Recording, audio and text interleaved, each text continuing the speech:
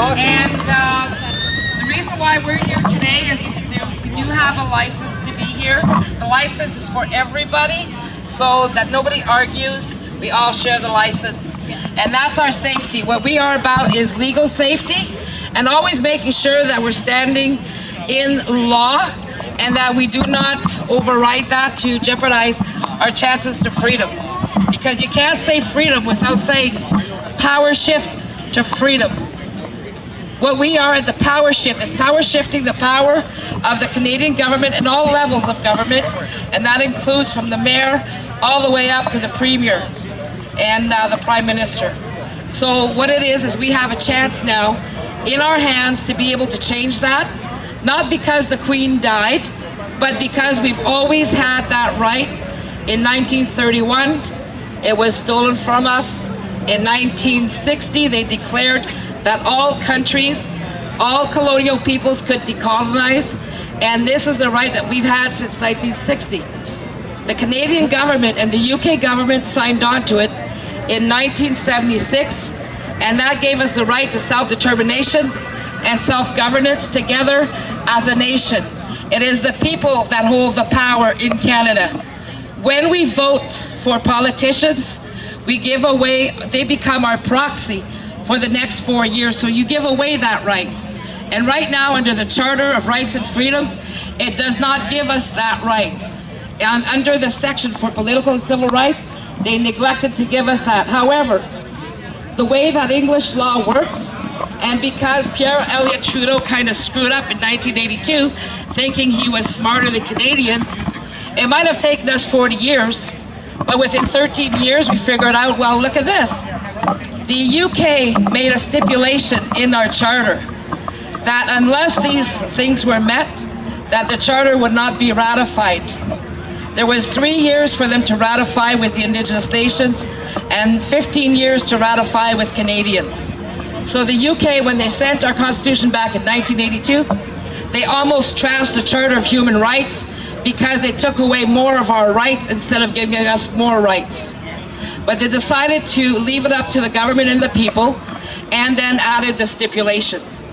Right now, our Constitution still sits in the UK, meaning that as long as it's in the UK legislature, it means that the UK has parliamentary sovereignty over Canada. The politicians in Parliament at the federal level and provincial level only hold parliamentary democracy. There's a big difference, and you need to learn that. And you need to learn that the Charter will not protect your rights, but the one thing that will is your political and civil rights. And that's what we've activated July 30th at Parliament, and the government knew about it and they couldn't stop us. They had to allow us to be on the Hill, and we were there.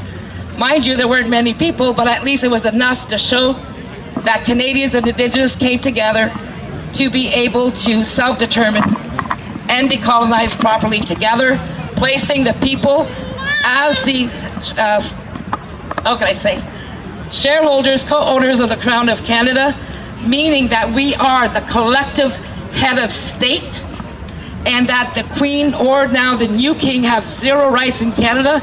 Neither does the Governor General.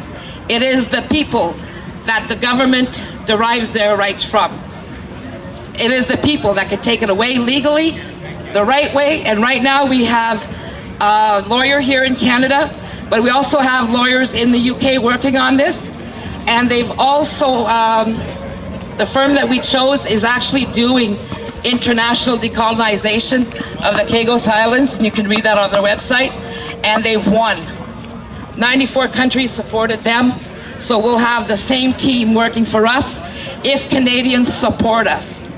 But Canadians all need to sign what we have here. Oh, can't go that way. What we have here is what we call the IQ's Indigenous and Civil Unified Sovereign Enactment. We need to sign a legally binding agreement between citizens, being in agreement to do this. There's two ways of getting our rights back, either by 51% of Canadians signing this within 7 provinces, and at least giving us the major majority of the people, of the voters.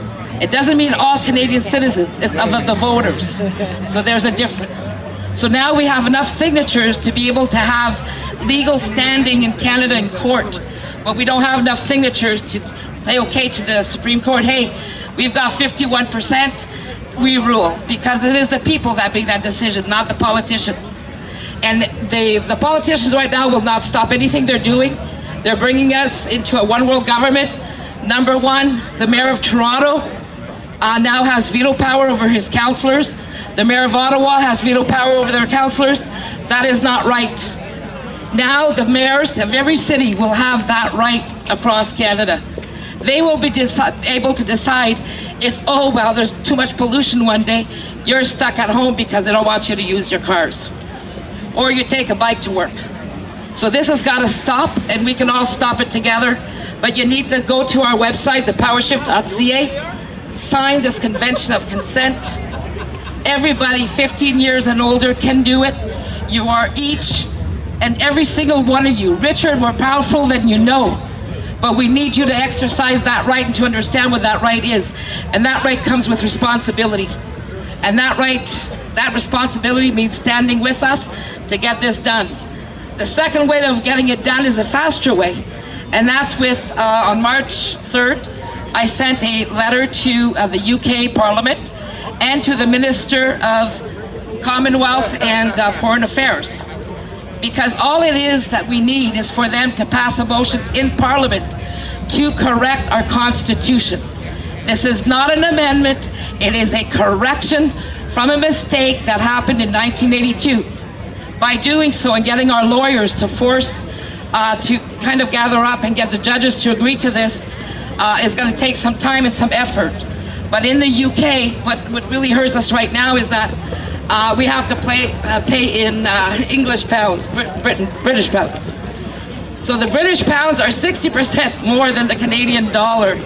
So trying to save money to get lawyers to do something is really hard. So we need every Canadian, even if you donate $1, whatever, go on our website. Well, the minimum's $5 because they charge us money just for you to be able to donate. So on our website, when you donate, there is nothing that the government can do because everything is confidential. Nothing is being released. You're donating directly on our site, and you can do that online at thepowershift.ca. You can read all about what we're doing. But this is the first time in history that this can be done. And if we're smart, we can get it done, and every other country has the same rights. So right now, with the Kagos Islands still in the UK Supreme Court, we're going to cheer them on because they won their cases. Now they're just ironing out the last details with the UK, and that gives us precedent. It already has given us precedent. So we can be the main country in the world to do this, and we can get it done and stop fooling around with what they've been doing. At least all get behind the same thing, the power shift to freedom. Please, when you march, telling the government you want freedom does zero. Telling them you're power shifting the power to the people above government, that is power. That is freedom, because as long as we do not have our power over our government, we will never be free. This is your time, this is your moment. Make it count. Thank you very much. You can come here, we'll give you some cards with the address of thepowershift.ca. Go home, sign your convention online at your own leisure, or you can sign it here today. Thank you.